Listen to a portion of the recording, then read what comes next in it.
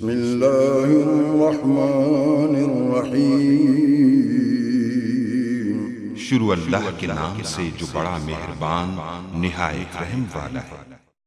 अस्सलाम वालेकुम गाइस, इस स्टोरी में हम डिस्कस करेंगे एपी ग्रोथ एल्गोरिदम के बारे में, यानी कि इसको एपी ग्रोथ ट्री भी कहते हैं, तो इसके बारे में जानते हैं। तो इससे पहले हम जो अप्रोरी एल्गोरिदम जो है डिस्कस कर चुके थे, ये भी उसी तरह जो हमारे पास आता है, लेकिन इसके बारे में अब हम देखते हैं। जो अप्रोरी एल्गोरिदम था वो हमारे पास बहुत लेंथी है, यानी कि उसमें लेवल होते हैं और लेवल बहुत ही लेंथी है, ये उन्हीं को ओवरकम करने के लिए हमारे पास आया। तो सबसे पहले उसी तरह जैसे जो अप्रोरी एल्गोरिदम में गिवन होता है टी आईडी और एटम और उसके बाद स्पॉट। तो ये हमें जो क्वेश्चन गिवन होगा वो इस तरह, ये आपको ट्रांजिशन आईडी वगैरह और एटम सेट वगैरह गिवन होंगे और स्पॉट गिवन होगा। तो आपने इनको लिख लेना। उसके बाद टी आईडी, यानी कि ये टी आईडी जो आपने इसके बाद सिंगल कैसे लिखना है, यानी कि जितनी बार ए बी सी डी कितनी नंबर्स हैं, यानी कि अगर 3 तक टोटल है तो ये 3 तक लिख रहे हैं जितने भी हो। तो यहाँ हमारे पास ए, उसके बाद बी, सी, डी और ई तक है। जस्ट टी आई डी और डी तक लिखे। उसके बाद काउंट कर लेना फ्रीक्वेंसी कितनी है, जैसे कि यहाँ रोज में चेक करनी है, रो में कितनी बार ए आ रहा है, 1 2 3 4, तो उसके बाद 5, तो ये 5 ए इक्वल टू 5 लिखना है, फ्रीक्वेंसी इसकी 5। उसके बाद आपने जो है बी चेक करना है, तो बी कितनी बार 1 2 3 4 5 6, ये 6 बार बी आ रहा है, तो इस तरह आपने इसको लिख लेना एंड सो ऑन, इसको सबको आपने इस तरह लिख लेना फ्रीक्वेंसी। और उसके बाद जिसकी जितनी फ्रीक्वेंसी हाई होगी उसको प्रायोरिटी, मतलब उसको पहले नंबर पे दूसरे के भी इस तरह लिख लेना है। अगर सेम होगी तो आप जिसको पहले मर्जी लिखने के एक बार आपने लिख लिया, उसके बाद आपने इनको चेंज नहीं करना। तो बी हमारे पास बी की 6 फ्रीक्वेंसी तो इसको पहला नंबर दे दिया। इसी तरह जो डी है उसकी फ्रीक्वेंसी 6 है, इसको दूसरा नंबर दे दिया। और उसके बाद जो ए है उसकी 5 है तो उसको तीसरा नंबर। और उसके बाद डी यानी कि इसके बाद ई है, ई का हमारे पास ई 4 है तो इसको चौथा नंबर। और इसी प्रायोरिटी देनी है आपने, जैसे 7 अगर होता है तो 7 को पहला नंबर देना। तो इसलिए इस हिसाब से आप इनको प्रायोरिटी दे। जब आप प्रायोरिटी देंगे तो इनको इस तरह लिख देंगे कि बी यानी पी पहले नंबर पर होता है, बी पहले लिख लिया, उसके बाद दूसरे नंबर पर क्या आ रहा है डी, तो इस तरह आपने डी लिख दिया। उसके बाद डी के बाद हमारे पास तीसरे नंबर पे ए आ रहा है तो आपने यहाँ ए इक्वल टू 5 लिया। उसके बाद ई आ रहा है तो ई इक्वल टू 4 आपने लिया। और उसके बाद हमारे पास सी जो है लास्ट नंबर 5वें नंबर पर है, तो जस्ट आपने इसको यहाँ लिख रहे हैं। जब इस तरह आप लिख लेंगे तो उस तरह डी आई डी और एटम सेट तो आपने ऊपर वाले सेम इस तरह लिखे। एक और सा आपने कॉलम बनाना, उसमें ऑर्डर एटम्स लिखनी है। ऑर्डर एटम किस तरह लिखनी है आप ये बताएं, मेन पॉइंट इसका आ जाता है। तो आप इनके हिसाब से चेक करें कि 20 में है और चेक करें इस रोज में बी है तो यहाँ ऑर्डर एटम में बी लिख दें। उसके बाद डी को चेक करें, डी में यहाँ भी है और यहाँ भी डी है, तो दोनों में डी है तो यहाँ डी लिख दें। उसके बाद ए के साथ यहाँ देखें ए है तो यहाँ भी ए लिख दें। उसके बाद ई देखें यहाँ ई है हमारे पास तो यहाँ भी ई लिख दें। उसके बाद सी है, सी को इस रो में चेक करें, इस रो में नहीं है तो यहाँ जो है सी नहीं लिखेंगे। उसके बाद फिर दूसरी रो पे आ जाएंगे, उसमें दूसरी रो में हमारे पास सबसे पहले हम बी चेक करें तो बी है इस तरह, ये हमारे पास बी है तो बी लिख दिया। उसके बाद डी है, डी को चेक करें, डी यहाँ ये डी है तो इसके बाद डी लिख दें। ये रो जो लिख रहे हैं वो इस हिसाब से इस ऑर्डर के हिसाब से लिखेंगे, हम प्रायोरिटी दे रहे हैं, फ्रीक्वेंट पैटर्न हमने फाइंड करना। उसके बाद जब डी लिखें उसके बाद ए चेक करें क्या यहाँ ए इसमें है तो यहाँ भी ए लिख दे। उसके बाद यहाँ ई चेक करें, ई है, ई भी है तो यहाँ ई लिख दिया। उसके बाद सी चेक करें क्या इस रो में सी है तो यहाँ सी भी है तो यहाँ सी लिख दिया। इस तरह थर्ड रो पे है, यहाँ आप बी चेक करें क्या इसमें बी है तो यहाँ बी लिख दिया। उसके बाद डी चेक करें क्या यह इसमें डी है नहीं है तो यहाँ नहीं लिखेंगे। उसके बाद हम जो ए को चेक करें क्या ए इसमें है तो यहाँ ए लिख दिया। उसके बाद ई पे आ जाए, ई यहाँ जो है वो चेक करें क्या है तो यहाँ ई लिख दिया। उसके बाद सी को चेक करें क्या यहाँ सी है तो यहाँ लिख दिया। इस तरह सो आने सबको आपने जो है वो लिख देना है। उसके बाद आप हमारा ट्री जो है वो हमने बनाया। ये ट्री आप यहाँ जो आपको फाइनल ट्री दिखाई दे रहा है, इस तरह आप एक भी ट्री बना सकते हैं। यहाँ फिर आप इसको लहदा बना दें, यहाँ पे डिपेंड, ये मैंने समझाने के लिए सिर्फ इनको लहदा आपको जो आपको बताने के लिए लिखा, आप पे डिपेंड करता है आप इसको किस तरह ड्रा करते हैं। तो सबसे पहले ये नल लिख रहे हैं या रूट लिख रहे हैं, इसका एक ही बात है। तो यहाँ रूट लिखा हो या नल लिखा हो एक ही बात है। आप ये जो आपने ऑर्डर एटम लाइन के मुताबिक आपने ट्री बनाया, तो सबसे पहले फर्स्ट रो को देखें। फर्स्ट रो में बी डी ए ई आ रहा है तो इस रूट से स्टार्ट करेंगे कि बी डी ए ई, और कितनी बार है एक दफ़ा आ रहा है तो यहाँ जस्ट इनको 1 टाइम जो है लिख लिया। उसके बाद दूसरी रो पे आई, दूसरी में बी डी ए ई सी आ रहा है, ठीक है। तो अब ये भी बी से स्टार्ट हो रहा है, ये भी बी से था तो यहाँ इसलिए इसको बी लिख दिया। उसके बाद इसको देखें यहाँ फिर इसको बी डी लिख दिया। उसके बाद यहाँ ए लिखा और उसके बाद ई, लेकिन यहाँ जो है वो सी आ रहा है। तो ये चूँकि ये पहले 1 नंबर पे था तो ये हम आगे मैं इसको यहाँ दिखा, बी को कितना जो है जब ये एक बी हो रहा है तो बी इक्वल 2 हो गया।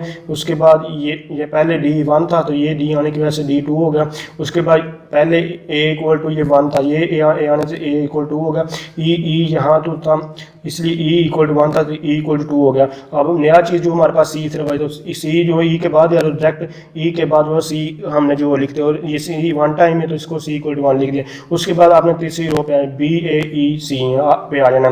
तो ये बी पे स्टार्ट हो रहा है तो बी पहले कितना 2 था तो ये बी हमारे पास 3 हो गया। उसके बी के बाद हमारे पास ए आता है लेकिन यहाँ डी था तो यहाँ से एक और ब्रांच जो हमारे पास आ जाएगी तो ए ई सी के 1 टाइम यहाँ भी उसकी ब्रांच जो है वो लिख देंगे। तो इस तरह आपने इसको लिख लिया। उसके बाद यानी कि नेक्स्ट रो पर आ जाए तो यहाँ बी डी ए है तो इसको आप एक यानी कि ये भी बी डी और ए से स्टार्ट होते हैं। यहाँ ये हमारे पास रो कितने पे है, ये 3 पे था तो बी को बी हमारे पास 4 हो जाएगी यानी कि एक में और प्लस हो जाएगा। उसके बाद डी है तो डी हमारे पास डी 2 था तो यहाँ डी 3 हो जाएगा।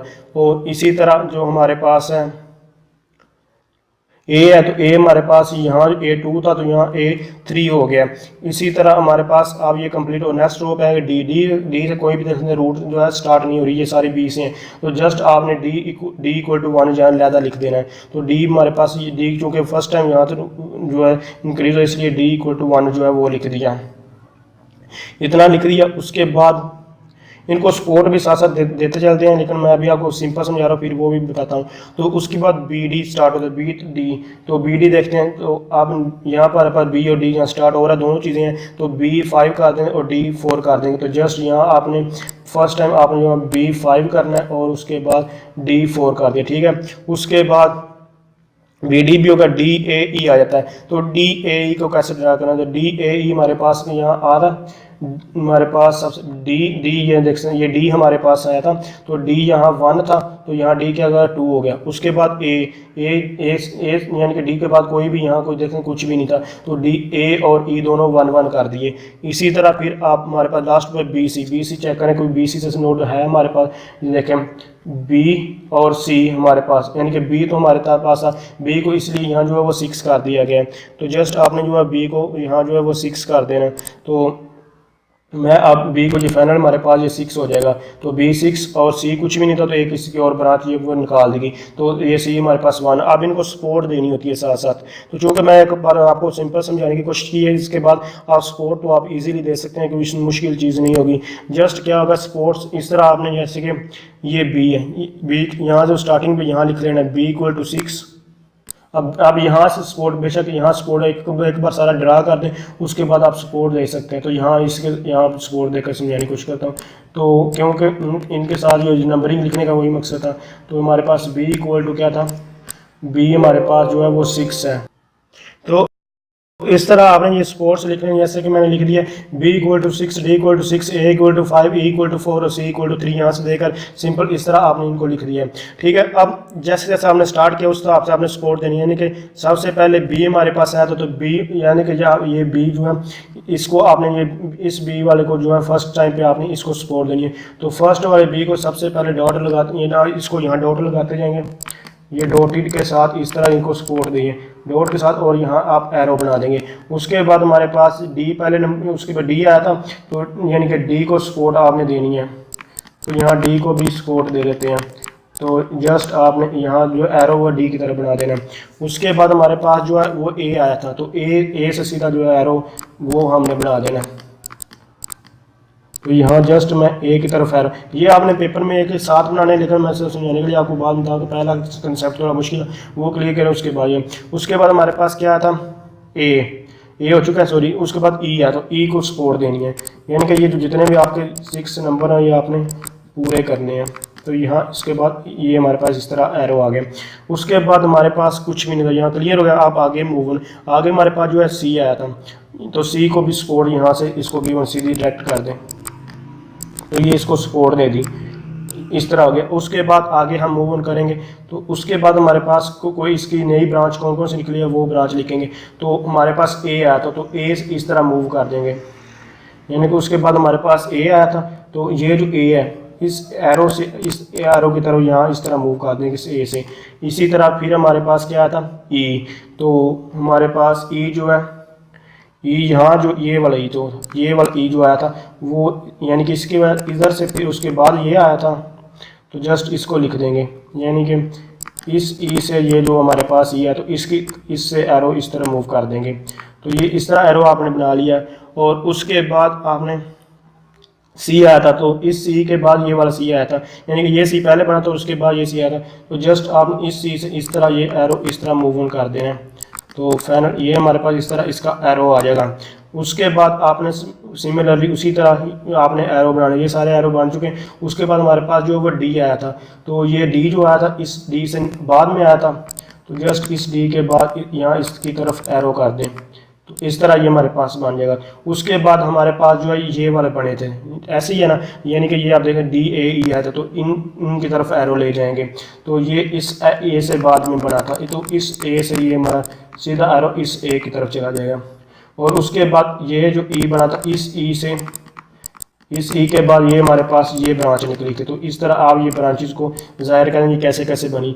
उसके बाद लास्ट में जो हमारे पास बना वो ये वाली सी बनी थी तो आप ये यानी कि ये बनी थी उसका ये और इधर से आप सीधा आप जो इस सी की तरफ ले जाएंगे तो इस तरह आप इनको जो है ये नंबरिंग दें। तो इस तरह आपने ये इनको जो है क्लियर कर करना, क्योंकि ये मैं पहले लिखता तो आपको ये समझ नहीं आनी थी तो आप मुझे उम्मीद है कि आपको इसकी समझ आ चुकी। तो अब हम फाइनल जो है इसका जो ड्रा करते हैं यानी कि कैसे ड्रा करते हैं वो अब देखते हैं।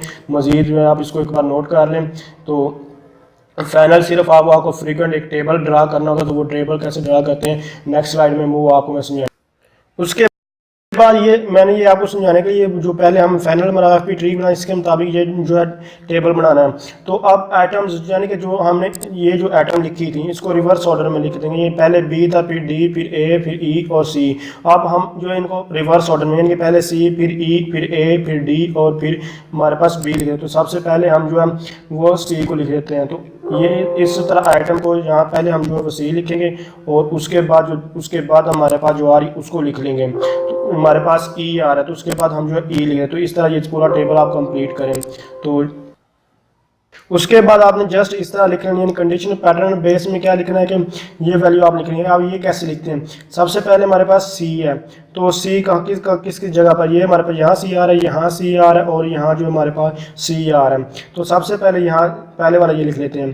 तो बी डी ए ई और यहाँ इनको इस तरह ये लिखना है बी डी ए ई और वैल्यू इसकी कितनी है सी की 1 है। तो जस्ट इसके आगे कॉलन ला कर 1 लिख देना। उसके बाद मजीद हमारे पास यहाँ सी आ रहा है और यहाँ से है तो ये वाला सी पहले लिख लेते हैं। तो ये बी जोन सा आपका जो दिल कहता है वो लिख लें इस पर, ये नहीं है कि आपने ये पहले लिखना है, इससे कोई फर्क नहीं पड़ेगा। उसके बाद हमारे पास देखिए बी ए ई और उसके बाद सी की वैल्यू 1 है तो बी ए ई और सी की वैल्यू लिख ली। उसी तरह हमारे पास ये सी था तो बी आ रहा है और सी की वैल्यू 1 है तो ये 1 लिख ली। उसकी तरह दूसरे ई पे आए तो ई पे हमारे पास क्या आ रहा है, ई देखें सर्च करते हैं ई को। ई हमारे पास किसकी जगह पे आ रहा है, यहाँ भी हमारे पास ई आ रहा है और यहाँ भी हमारे पास ई आ रहा है और यहाँ भी ई आ रहा है। तो अब इसको लिख लेना है। तो उसी तरह लिखना है यानी बी डी ए और 2 इसकी जो वैल्यू थी वो लिख दी। इसी तरह दूसरे को लिखना है कि बी ए और ई की वैल्यू लिख दी 1 थी। उसी तरह डी ए और ई की वैल्यू हमारे पास 1 थी। सो ऑन ए को भी इस तरह लिख लेना है और डी को भी उस तरह है। ये बी क्यों एम्प्टी, क्योंकि बी देखे स्टार्टिंग में इसमें कोई नोड नहीं तो ये हमारे पास एम्प्टी है। तो इस तरह आपने इन सबको जो है वो राइट कर लेना है। अब हमारे पास कंडीशन एफपी ट्री जब आप इतना लिख लेंगे यानी कि ये हमारे पास इस तरह आप पैटर्न लिख लेंगे। उसके बाद आपने जस्ट इनको देखना है इनमें कौन कौन सा काम बना रहे हैं। जैसे कि यहाँ देखिए कौन यहाँ बी है और ए और डी यानी कि इन तीनों में कौन कॉमन है तो बी कॉमन है। जस्ट आपने बी लिखना है और उसके बाद इनको प्लस 1 2 3 ये 3 बी 3 का और किसका ये उसको लाइन लगा के जो भी यानी कि एटम सेट होगा उसके यानी कि सी की वैल्यू तो इसको इस तरह लिख रहे हैं। उसके बाद हमारे पास इनमें तो इसके कौन कॉमन है तो इनमें कॉमन आ रहा है ए। तो सब में ए है तो ए को 2 3 4 जो ए हमारे पास 4 ई की वैल्यू। उस तरह इनमें कॉमन देखे कौन सा, इनमें कोई भी कॉमन नहीं है, तीनों में कॉमन कोई भी नहीं तो एम्प्टी लिख देंगे जस्ट। उसके बाद बी 4 है तो जस्ट बी 4 लिख दोगे, ये एक है। उसके बाद एम्प्टी है दोनों, यहाँ कुछ नहीं तो यहाँ भी कुछ नहीं है। तो ये इस तरह आप इनका फ्रीक्वेंट पैटर्न फाइंड कर सकते हैं। तो इसके अलावा मैं आपको बता दूँ कि आपका जो ये देखें ये वैल्यू जितनी भी होगी ये वैल्यू सेम होती हैं। ये हमारे पास बी कितना है हमारे पास, अगर ये चेक करना चाहिए कि हमारा टी ठीक बना या नहीं बना, ये हमारा क्वेश्चन है वो कंप्लीट हो चुका। सिर्फ यहाँ एक चीज़ मैं आपको बताना बोल रहा तो बी की वैल्यू कितनी है यहाँ देखें 6 है और इसके बाद डी की वैल्यू 6 है तो डी की वैल्यू काउंट करें डी की 4 होगी और डी की 4 है। इसके अलावा डी कहाँ रही है 2 है तो 4 और 2 6 हमारे पास डी की वैल्यू भी आ गई। ए की हमारे पास 5 वैल्यू तो ए की 5 आप काउंट कर लें तो ए की 1 उसके बाद 1 3 4 4 और 1 5 इस तरह वैल्यू आ गई। और ई की 4 काउंट करना है तो ई की 4 1 1 1 और 2 3 होगा और यहाँ हमारे पास एक 4 हो गया तो ई की 4 होगी। सी की हमारे पास जो है 3 थी तो सी हमारे पास 1 2 और 3 इसकी तीनों वैल्यू तो देख सकते हैं ये हमारे जितनी वैल्यू थी वो सारी यहाँ जो ट्री बना था। तो इसे यहाँ हमारा कंप्लीट होता है। तो अगर आप समझे ये वीडियो हेल्पफुल है इसको लाइक शेयर और कमेंट जरूर किया। Thanks for watching. अल्लाह हाफिज़।